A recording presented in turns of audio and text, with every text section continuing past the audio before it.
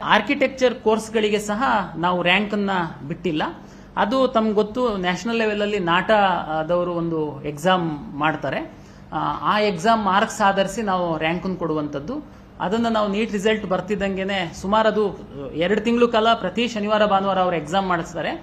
ಯಾರಾದ್ರೂ 4 attempt exam ಬರೀಬಹುದಾಗಿರುತ್ತೆ. ಯಾವುದು highest marks ಅವರು ಬಯಸ್ತಾರೆ ಅದನ್ನ ಅವರು ಎಂಟ್ರಿ ಮಾಡಿ ತಗೊಳ್ಬಹುದಾಗುತ್ತೆ. ಅದನ್ನ ನಾವು ನೀಟ್ ರಿಸಲ್ಟ್ ಬರ್ತಿದ್ದಂಗೆನೆ ಆ ರ್ಯಾಂಕ್ ಅನ್ನ ನಾವು ಅನೌನ್ಸ್ ಮಾಡ್ತೀವಿ. ಮತ್ತೆ ಒಂದ್ ಮೂರು ಮಾಹಿತಿ ತಮ್ಗೆ ಕೊಡುವಂಥದ್ದು, ಹಿಂದೆಲ್ಲ ತಮ್ಗೆ ಗೊತ್ತು, ಸಿಇಟಿ ಕೆಇಎ ಮುಂದ್ಗಡೆ ಲಕ್ಷಾಂತರ ವಿದ್ಯಾರ್ಥಿಗಳು ಡಾಕ್ಯುಮೆಂಟ್ ವೆರಿಫಿಕೇಶನ್ಗೆಲ್ಲ ಬಂದು ಕ್ಯೂ ನಿಂತು ದೊಡ್ಡ ಒಂದು ಸಮಸ್ಯೆ ಆಗ್ತಾ ಇತ್ತು ಅವರು ದೂರದಿಂದ ಬರುವಂಥದ್ದು. ಕೆಇಎ ಈ ವರ್ಷದಿಂದ ಅಂದ್ರೆ ಹಂತವಾಗಿ ಆನ್ಲೈನ್ ಮಾಡ್ಕೊಂತ ಬಂದಿದ್ದಾರೆ. ಈ ವರ್ಷ ಇನ್ನೂ ಒಂದು ಸ್ಟೆಪ್ ಮುಂದೆ ಹೋಗಿ 100% ಆನ್ಲೈನ್ ಡಾಕ್ಯುಮೆಂಟ್ ವೆರಿಫಿಕೇಶನ್ ಮಾಡಿದ್ದಾರೆ, ಎಕ್ಸೆಪ್ಟ್ PH. ಯಾಕೆಂದ್ರೆ ಫಿಸಿಕಲಿ ಹ್ಯಾಂಡಿಕ್ಯಾಪಿಗೆ ಮಾತ್ರ ನಾವು ಡಾಕ್ಟರ್ ಎಲ್ಲ ಬೇಕಾಗುತ್ತೆ, ಅದನ್ನೊಂದು ಬಿಟ್ಟು ಉಳಿದಂತೆ ಯಾವುದು ಅಂತ ಕೇಳ್ಬೋದು ತಾವು.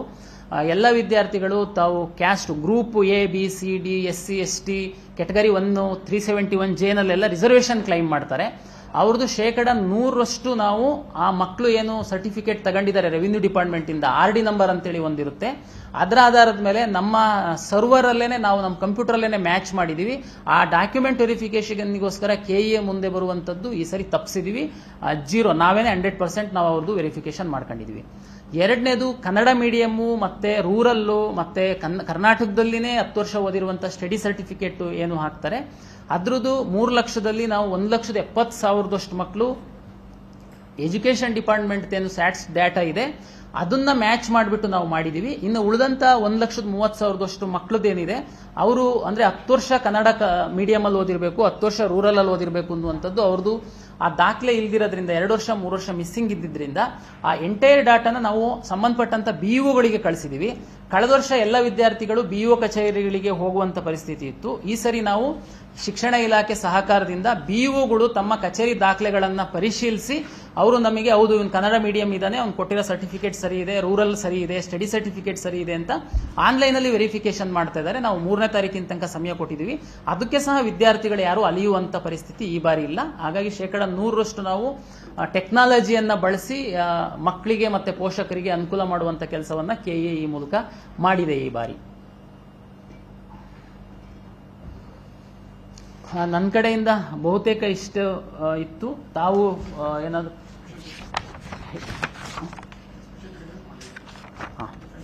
ಆಮೇಲೆ ಕಳೆದ ವರ್ಷದ್ದು ಏನಾದ್ರೂ ತಮಗೆ ಮಾಹಿತಿ ಬೇಕು ಅಂತಂದ್ರೆ ಸಿಇಟಿದು ನಾನು ಜಸ್ಟ್ ಒಂದೇ ಸಂಕ್ಷಿಪ್ತವಾಗಿ ನಾನು ಹೇಳ್ತೀನಿ ಬೇಕಿದೆ.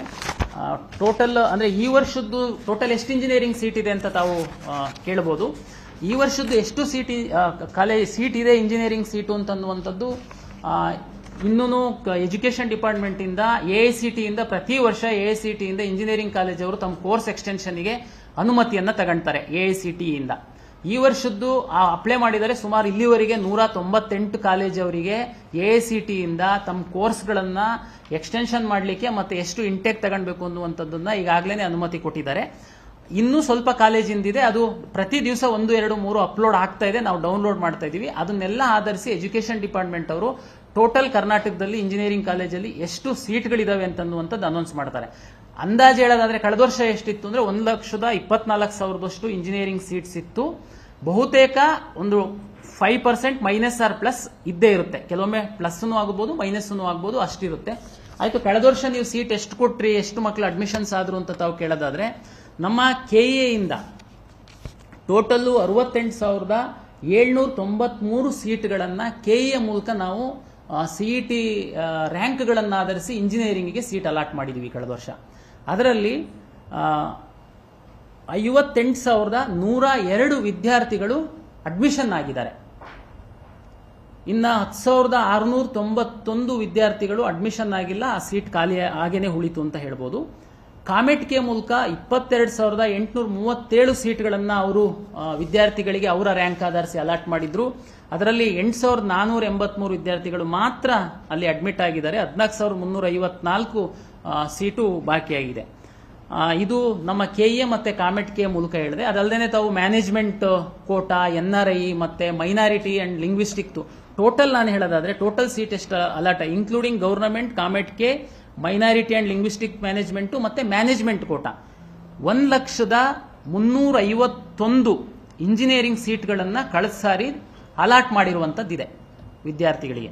ಅದರಲ್ಲಿ ಅಡ್ಮಿಷನ್ ಆಗಿರುವಂಥವ್ರು 82,122 ವಿದ್ಯಾರ್ಥಿಗಳು ಕಳೆದ ಬಾರಿ ಇಂಜಿನಿಯರಿಂಗ್ ಕೋರ್ಸ್ಗಳಿಗೆ ಅಡ್ಮಿಷನ್ ಅನ್ನು ತೆಗೆದುಕೊಂಡಿದ್ದಾರೆ. 18,229 ಸೀಟ್ಗಳು ಖಾಲಿ ಉಳಿದಿದೆ. ಅದೇ ನಾನು ಆರಂಭದಲ್ಲೇನೆ ಹೇಳಿದ್ನಲ್ಲ, ಈ ಬಾರಿ ಅಂತ ಹೇಳಲಿಕ್ಕಾಗಲ್ಲ. ಕಳೆದ ವರ್ಷ 1,24,000 ಸೀಟ್ಗಳನ್ನ ಡ್ರಾಫ್ಟ್ ಸೀಟ್ ಮ್ಯಾಟ್ರಿಕ್ಸ್ ಅಂತ ಎಜುಕೇಶನ್ ಡಿಪಾರ್ಟ್ಮೆಂಟ್ ಅವರು ಅನೌನ್ಸ್ ಮಾಡ್ತಾರೆ. ಅದು ಲಾಸ್ಟ್ ಟೈಮ್ ಮಾಡಿದ್ರು. ಈ ಸರಿ AICTE ಇಂದ ಇನ್ನೂ ಪರ್ಮಿಷನ್ ಸಿಗ್ತಾನೆ ಇದೆ. ಹಾಗಾಗಿ ಈ ವಾರದಲ್ಲಿ ಎಜುಕೇಶನ್ ಡಿಪಾರ್ಟ್ಮೆಂಟ್ ಇಂದ ಅನೌನ್ಸ್ ಮಾಡ್ತಾರೆ. Plus R minus 1,24,000 seat 5% plus R -5% seat ಅಂತೂ ಅವೈಲೇಬಲ್ ಇರುತ್ತೆ ಅಂತ ನಾನು ಹೇಳ್ಬೋದು.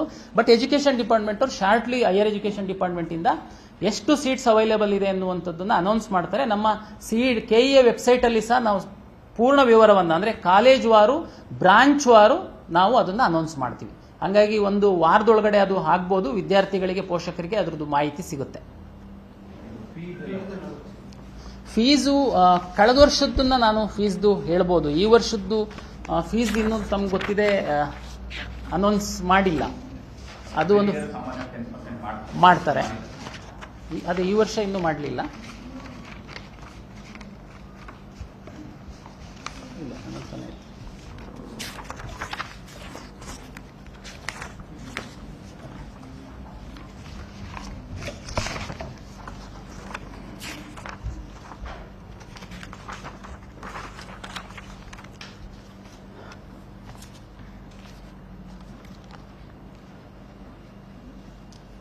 ಕಳೆದ ವರ್ಷ 40,110 ರೂಪಾಯಿನ ನಮ್ಮ ಅಡ್ಮಿಷನ್ಸಿಗೋಸ್ಕರ ಸರ್ಕಾರಿ ಕಾಲೇಜುಗಳಿಗೆ ಫೀಸನ್ನು ಫಿಕ್ಸ್ ಮಾಡಿದ್ರು. ಕೆಲವು ಯೂನಿವರ್ಸಿಟಿ ಕಾಲೇಜಸ್ ಅಂತ ಇದೆ, ಯೂನಿವರ್ಸಿಟಿಯಿಂದ ನೇರ ಅಫಿಲಿಯೇಟೆಡ್ ಕಾಲೇಜಸ್ ಏನಿದೆ ಅದಕ್ಕೆ 45,000 ಫಿಕ್ಸ್ ಮಾಡಿದ್ರು. ಮತ್ತೆ ಖಾಸಗಿ ಕಾಲೇಜುಗಳಲ್ಲಿ ಏನು ಸರ್ಕಾರಿ ನಮ್ದು ಕೋಟಾ ಇದೆ, ಅಂದ್ರೆ ಅನುದಾನಿತ ಕಾಲೇಜುಗಳಲ್ಲಿ, ಅದರಲ್ಲಿ ಸಹ 40,110 ರೂಪಾಯಿ ಫಿಕ್ಸ್ ಮಾಡಿದ್ರು. ಎನಿವೆ ಇದು 2023 ಇದೆ. ಬೇಕಾದ್ರೆ ನಾನು ಡಾಟಾ ಕೊಡ್ತೀನಿ, ಬಟ್ ಈ ವರ್ಷದ್ದು ನಮಗೆ ಬರಬೇಕಷ್ಟೇನೆ. ಬಂದ ಮೇಲೆ ಅದು ಮೋರ್ ಕ್ಲಾರಿಟಿ ಬರುತ್ತೆ. ತಾವೇ ಹೇಳ್ದಂಗೆ 10% ಪ್ಲಸ್ ಸರ್ ಆ ಕಡೆ ಈ ಕಡೆ ಇದ್ದಿರ್ಬೋದು ಅಂತ ಹೇಳ್ತೀನಿ. ಅದು ಎನಿವೆ ಡಾಟಾ ತಮಗೆ ಗ್ರೂಪಲ್ಲಿ ಶೇರ್ ಮಾಡ್ಬಿಡ್ತಾರೆ.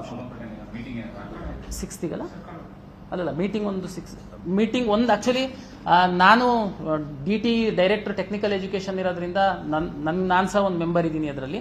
ಈಗಾಗಲೇ ಒಂದು ರೌಂಡಿನ ಸಭೆ ಆಗಿದೆ. ಇನ್ನ ಆದ್ರೂ ಅಧ್ಯಕ್ಷರು ನಿವೃತ್ತ ಉಚ್ಚ ನ್ಯಾಯಾಲಯದ ನ್ಯಾಯಾಧೀಶರು ಇದ್ದಾರೆ. ಅವರು ಮತ್ತೊಮ್ಮೆ ಸಭೆ ಮಾಡಿ ಅದೊಂದು ರಿಪೋರ್ಟ್ ಕೊಡಿಸಿ ಸರ್ಕಾರದಿಂದ ಅದು ನೋಟಿಫಿಕೇಶನ್ ಆಗುತ್ತೆ. ಎನಿವೆ ಈ ಸೀಟ್ ಮ್ಯಾಟ್ರಿಕ್ಸ್ ಅಲಾಟ್ ಆಗಿ ಸ್ವಲ್ಪ ನಾವು ಇನ್ನೇನು ಸೀಟ್ ಅಲಾಟ್ಮೆಂಟ್ ಶುರು ಮಾಡೋದ್ರೊಳಗಡೆ ಫೀಸ್ದು ಕ್ಲಾರಿಟಿ ಕೊಡುತ್ತೆ, ತಮಗೆಲ್ಲ ಶೇರ್ ಮಾಡ್ತೀವಿ. ಅದೇ ಈ ಕೌನ್ಸಿಲಿಂಗ್ ಶುರು ಮಾಡೋದಕ್ಕೆ ನನಗೆ ಸಮಸ್ಯೆ ಆಗಿರೋದು ಅದೇನೆ, ನಾನು ಅವಾಗ ಹೇಳಿದೆ ಅಲ್ಲ.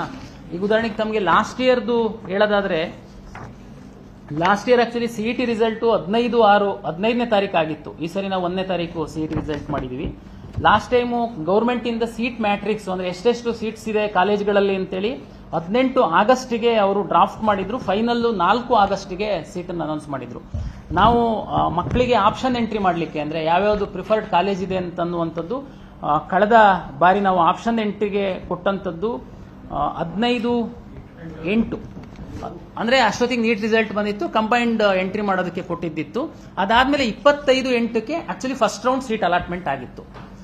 ಈ ಸರಿ ನಾವಂತೂ ನಮ್ಮ ಕಡೆಯಿಂದ ರೆಡಿ ಇದೀವಿ. ಈಗ ಸೀಟ್ ಮ್ಯಾಟ್ರಿಕ್ಸ್ ಒಂದು ಈ ವಾರದಲ್ಲಿ ಆಯ್ತು ಅಂತಂದ್ರೆ KEA ready, Karnataka government ready ಇರುತ್ತೆ.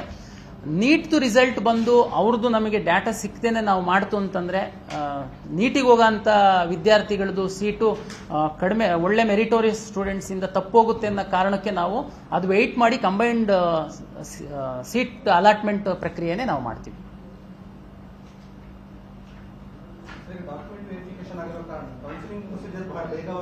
ಹೌದು, ಬೇಗ ಆಗ್ಯಾ. ಯಾಕೆಂತಂದ್ರೆ ಮೊದಲು ಡಾಕ್ಯುಮೆಂಟಿಗೆ ಬರಬೇಕಾಗಿತ್ತು. ಈ ಸರಿ ನಮಗೆ ಯಾರು ಅಂಗವಿಕಲ ವಿಶೇಷ ಚೇತನರ ಅಂತೇಳಿ ಕ್ಲೈಮ್ ಮಾಡಿದ್ದಾರೆ, ಅವ್ರದ್ದು ಪ್ರಮಾಣ ಪತ್ರಗಳನ್ನ ಬೇರೆ ಬೇರೆ ಕಡೆ ತಗೊಂಡಿರ್ತಾರೆ. ಕೆಲವೊಮ್ಮೆ ನಿಜವಾಗಿ ನೈಜ ವಿಶೇಷ ಚೇತನರಿಗೆ ತಪ್ಪಿ ಹೋಗಬಾರ್ದು ಸೀಟು ಅನ್ನೋ ಕಾರಣಕ್ಕೆ ಆ ವಿದ್ಯಾರ್ಥಿಗಳಿಗೆ ಮಾತ್ರ ನಾವು ಇಲ್ಲಿ ಕರೆದು ಮೆಡಿಕಲ್ ಬೋರ್ಡ್ ಸೆಟಪ್ ಮಾಡಿ ನಾವು ಚೆಕ್ ಮಾಡ್ತೀವಿ. ಉಳಿದಂತೆ ಯಾವುದೇ ದಾಖಲೆ ಪರಿಶೀಲನೆ ನಮ್ಮ ಹಂತದಲ್ಲಿ ಇಲ್ದಿರೋದ್ರಿಂದ ಒಂದ್ಸರಿ ಆಪ್ಷನ್ ಎಂಟ್ರಿ ಮಾಡಿ ಸೀಟ್ ಮ್ಯಾಟ್ರಿಕ್ಸ್ ನಾವು ಸೀಟ್ ಅಲಾಟ್ಮೆಂಟ್ ಮಾಡ್ತಿದ್ದಂಗೆ ಅವರು ಕಾಲೇಜಿಗೆ ಅಡ್ಮಿಷನ್ ಆಗ್ಬಿಡ್ಬೋದು. ಹಾಗಾಗಿ ಇಲ್ಲಿಗೆ ಬಂದು ಅಲಿಯುವಂಥದ್ದಿಲ್ಲ, ತುಂಬಾ ಸರಳ ಆಗಿದೆ ಅಂತ ಹೇಳ್ಬೋದು.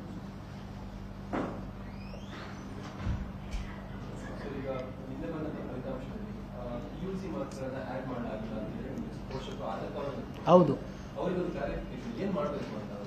PUC ಮಾರ್ಕ್ಸು ಆ್ಯಡ್ ಆಗಿಲ್ಲ ಅಂತ ಬರ್ತಾ ಇದೆ, ಡಿಸ್ಪ್ಲೇ ಆಗ್ತಾ ಇದೆ ನಂದು ರಿಸಲ್ಟ್ ಅಂತೇಳಿ ಕೆಲವರು ಟ್ವೀಟ್ ಮಾಡಿದ್ದಾರೆ, ತಮ್ಮ ಮುಖಾಂತರನೂ ಹೇಳಿದ್ದಾರೆ. ನಾನು ಅವ್ರಿಗೆ ಹೇಳುವಂಥದ್ದು ಇಷ್ಟೇ, ನಾವೀಗ ನಾಳೆ ಅವ್ರದ್ದು PUC ಮಾರ್ಕ್ಸನ್ನು ಎಂಟ್ರಿ ಮಾಡೋದಕ್ಕೆ ಅವಕಾಶ ಕೊಡ್ತೀವಿ. ಒಂದು 3000 ಅಂತ ಮಕ್ಕಳಿದ್ದಾರೆ. ಯಾಕೆ ಹಂಗೆ ಅಂತ ತಾವು ಕೇಳಿದ್ರೆ, ನಾನು ಆರಂಭದಲ್ಲೇ ಹೇಳ್ದಂಗೆ PUC ರಿಸಲ್ಟನ್ನು ನಾವು PU ಬೋರ್ಡಿಂದ ನಾವು ತಗೊಂಡಿದ್ದೀವಿ, CETದು ನಾವೇನೇ ಮಾಡಿದ್ದೀವಿ. CET ಅಪ್ಲಿಕೇಶನ್ ಹಾಕುವಾಗ ನಿಂದು PUನಲ್ಲಿ ಒಂದು ಯುನಿಕ್ ID ಕೊಡ್ತಾರೆ ಪ್ರತಿ ವಿದ್ಯಾರ್ಥಿಗೆ, ಅದನ್ನ ಎಂಟ್ರಿ ಮಾಡೋದಕ್ಕೆ ನಾವು ಹೇಳಿದ್ವಿ ನಮ್ಮ CET ಅಪ್ಲಿಕೇಶನ್ನಲ್ಲಿ. ಅದು ಎಂಟ್ರಿ ಮಾಡಿದಾಗ PUC ಅವರು ರಿಸಲ್ಟ್ ಕೊಟ್ಟಾಗ ಅದನ್ನ ಮತ್ತೆ ನಮ್ಮ KEಯದ್ದು CET ರಿಸಲ್ಟ್ ಅನ್ನ ಮ್ಯಾಚ್ ಮಾಡಿದಾಗ ವಿದ್ಯಾರ್ಥಿ CET ಅಪ್ಲಿಕೇಶನ್ ಹಾಕುವಾಗ ತನ್ನ ಯುನಿಕ್ ಐಡೆಂಟಿಟಿ ಕಾರ್ಡ್ ನಂಬರ್ ಏನಿದೆ ಅದನ್ನ ಸ್ಮಾಲ್ ಮಿಸ್ಟೇಕ್ ಮಾಡಿರ್ಬೋದು, 1 ಬದಲು 7 ಆಗಿರ್ಬೋದು, 7. ಅದಕ್ಕೋಸ್ಕರ ಇದು ಮ್ಯಾಚ್ ಮಾಡಿಲ್ಲ ನಮ್ಮ ಕಂಪ್ಯೂಟರ್. ಅದು ಯಾರೆಲ್ಲ ಅನ್ನೋಂಥದ್ದು ಡಾಟಾ ಇದೆ. ನಾವು ಅದನ್ನ ನಾಳೆ ನಿಮಗೆ ಅದನ್ನ ಲೈವ್ ಮಾಡ್ತೀವಿ. ಆ ಮಕ್ಕಳು ಅದನ್ನ ಮಾರ್ಕ್ಸ್ ಅನ್ನ ಎಂಟ್ರಿ ಮಾಡಿದ್ರೆ ನಾವು ಮತ್ತೊಮ್ಮೆ PU ಬೋರ್ಡ್ ನಮ್ಮ ಹತ್ರ ರಿಸಲ್ಟ್ ಇದೆ, ವಿದ್ಯಾರ್ಥಿ ಏನು ತಪ್ಪು ಮಾಡಿಲ್ಲ, ಕರೆಕ್ಟ್ ಎಂಟ್ರಿ ಮಾಡಿದ್ದಾನೆ ಅನ್ನುವಂಥ ಚೆಕ್ ಮಾಡಿ ನಾವು ಅವರಿಗೆ ರ್ಯಾಂಕ್ ಕೊಡ್ತೀವಿ.